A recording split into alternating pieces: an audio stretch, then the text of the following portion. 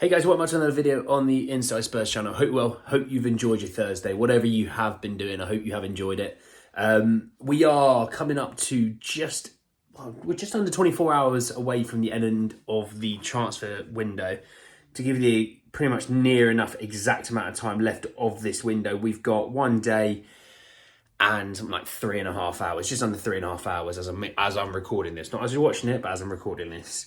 And with that being said, Spurs have a lot to do.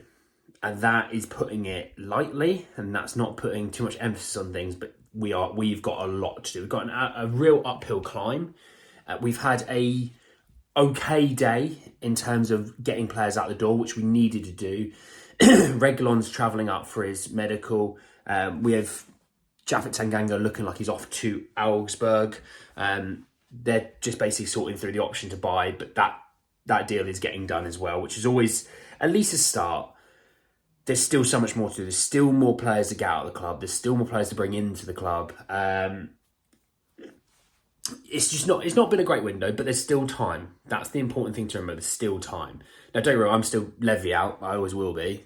I'm not gonna think he's an amazing person for then salvaging it right at the last minute, but we're going to play with the hand that we're dealt. It's poker. You dealt a 7-2. You're the big blind. You're checking through into the flop, see what happens, okay?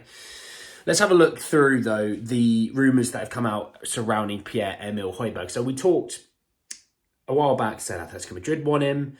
That sort of stalled, picked up. I think it's a nice way of describing that sort of system. And then Man United came in to play and said Man United had a bit of an interest, sort of, I think testing the waters. Needless to say, Manchester United, for some reason, have FFP issues. I don't know how. I really don't know how. But regardless. And then Atletico Madrid then picked up their interest again because of Man United's. Fulham have come in now because, if you're not aware, Paulinho looks like he's off to Bayern Munich and they obviously need to replace him, but they only want to let him go if they replace him. Step forward, Pierre-Emile Højbjerg. So, this comes to Simon Jones in Mail Sport, and he said that Fulham are negotiating a deal with Tottenham Hotspur for out-of-favour midfielder Pierre-Emile Højbjerg as Marco Silva looks to add more Premier League experience to his side. Fulham hope to beat their Spanish competition to Højbjerg's signature and are ready to buy the player now rather than wait a year to do so. Højbjerg is expected to leave Spurs this summer. So that's a really key point because obviously we talked earlier. I talked. You hit me up in the comment section. That's how we talked. So we talked earlier on today about how Højbjerg, it looked like it was going to be a loan with an obligation to buy next summer. And I said, look, that's not a bad deal and all things considered because I didn't think we were going to get money this summer. That's the reason why I said it. When we look at it now, with Fulham having money, by the way, Paulinho's not going to go for 20, 30 million. Paulinho's going to go for, I would say, north of 60 million, right? Are we being legitimate? I haven't really seen the numbers too much, but I saw like 80 million euros could be on the table, which Bayern Munich, by the way, what a summer window they're having, okay? We talk Harry Kane, but you forget they signed Kim Min-jae as well, okay? So they've brought in some really good quality pieces into Bayern Munich this summer. Bit shocking, but hey, that's neither here nor there. But that is a little bit of good news when we think of Fulham. Fulham are going to have the money to spend.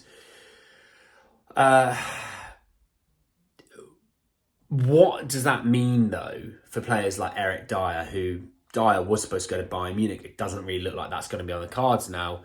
Got a little, I think it was a fly on my shoulder there.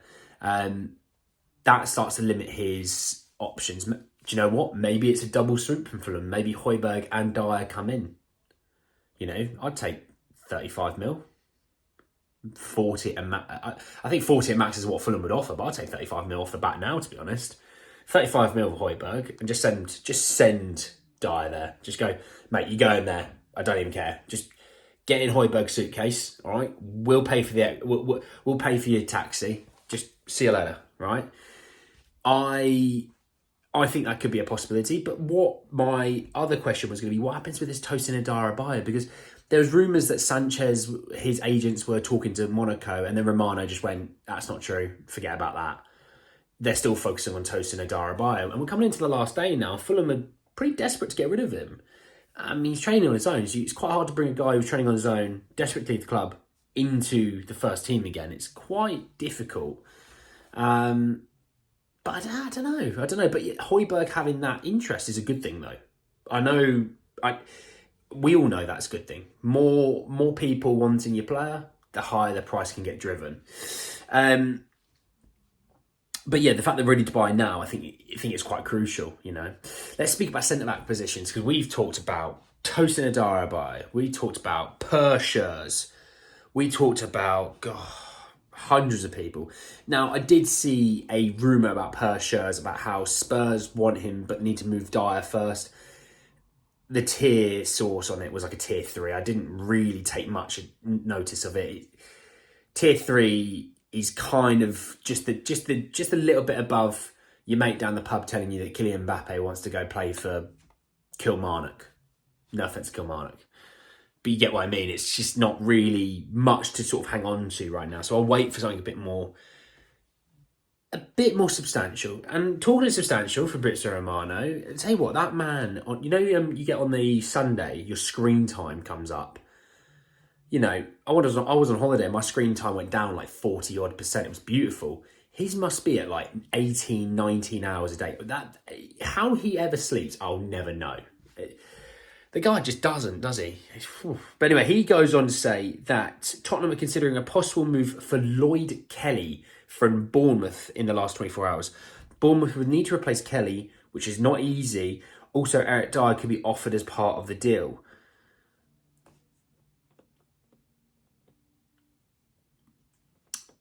If Ange wants him, then fine, is all I'll say about that. I'm not too... last summer we linked to Alessandro Bastoni and Oscar Gavardio. We've been linked to Laporte. We've been linked to some pretty world-class centre-halves. A Bournemouth centre-half now, who we played last weekend, and his defending for the Kulusevski goal wasn't much to hang on to. Look, I'm not going to say he's good, bad or rubbish, not at all. I'm going to say let's just wait and see what happens in this deal. Let's not talk too much about it. Let's just see what happens. How about that? Hey? Fair enough. Anyway, guys, that's the end of the video. I hope you did enjoy. I hope you did enjoy Thursday's videos for today. If you've missed any, by all means, head back through, go have a little watch. There's plenty to dump into there. It's been a bit of an exodus day, is the way I'd sum it up, and it's important that you know what the situation is, okay? Drop a like on the video if you did enjoy it. Hit me in the comment section below about this whole Højbjerg situation. Would you rather sell him in league and get the money now, or sell him next summer and go to Atletico Madrid and obviously out of the league? You let me know below. Obviously, let me know around the centre-half position what you think is going to happen, because to be honest, guys, I haven't a Scooby. I know centre-halves are leaving. I don't know what's going to come in, because I'm expecting the whole thing of centre-half leaves, centre-half comes in. We'll see what happens there. But you let me know what you think in that situation.